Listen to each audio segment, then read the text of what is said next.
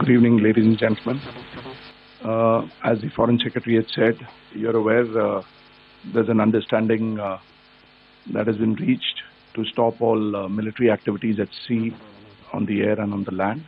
And the Indian Navy, Indian Army and the Indian Air Force have been instructed to adhere to this understanding. Since the tragic events at Pahalgam, you're aware that our responses have been measured and very responsible. Details of these have been shared with you over the past few days through our various press briefings. What has also happened is that there is a significant amount of misinformation that is being undertaken from the other side. And as a professional military organization, we thought it is also our duty to dispel those misinformation aspects, as also state the facts of the case as they stand. Towards that, I will now hand over to my colleague, Colonel Qureshi. नमस्कार। अब मैं आपको पाकिस्तान की miss information campaign के बारे में अवगत कराऊंगी।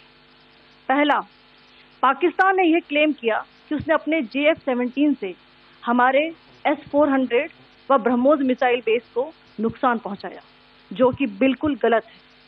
दूसरा, उसका यह भी मिस इन्फॉर्मेशन कैंपेन था कि हमारी एयरफील्ड, जो कि सिरसा, जम्मू, पठानकोट, बठिंडा, नलिया और भुज में है, ये उसका मिस इन्फॉर्मेशन भी बहुत गलत है।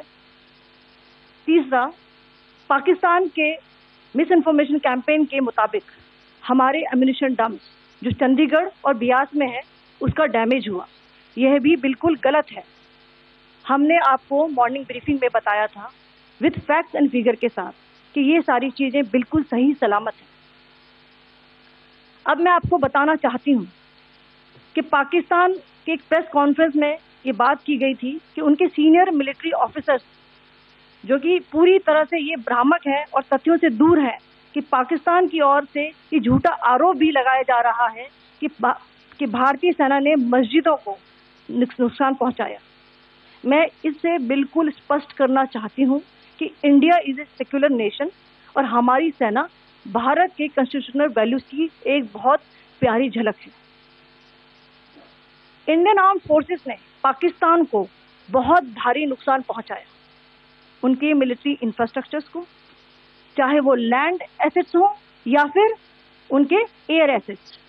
यही नहीं, इंडियन आर्म्ड फोर्सेस ने पाकिस्तान की एयरफील्ड स्कर्दू, जकोबाबाद, सरगोदा और बुलारी को बहुत नुकसान पहुंचाया।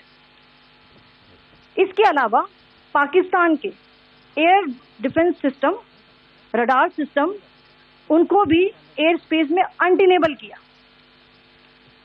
यह भी बताना चाहती हूं कि लाइन ऑफ कंट्रोल के पास पाकिस्तान के command and control, logistic installation और उनके मिलिट्री इंफ्रास्ट्रक्चर, मिलिट्री पर्सनल का इतना भारी नुकसान हुआ कि पाकिस्तान की ऑफेंसिव व डिफेंसिव कैपेबिलिटी को नष्ट कर दिया गया। अंत में मैं फिर से ये बात दोहराना चाहूंगी, इंडियन आर्म फोर्सेस पूरी तरह से तैयार है, सतर्क है और भारत की संप्रभुता और अखंडता की रक्षा के लिए पूरी तरह से कमिटेड है। धन्यवाद। जय हिंद।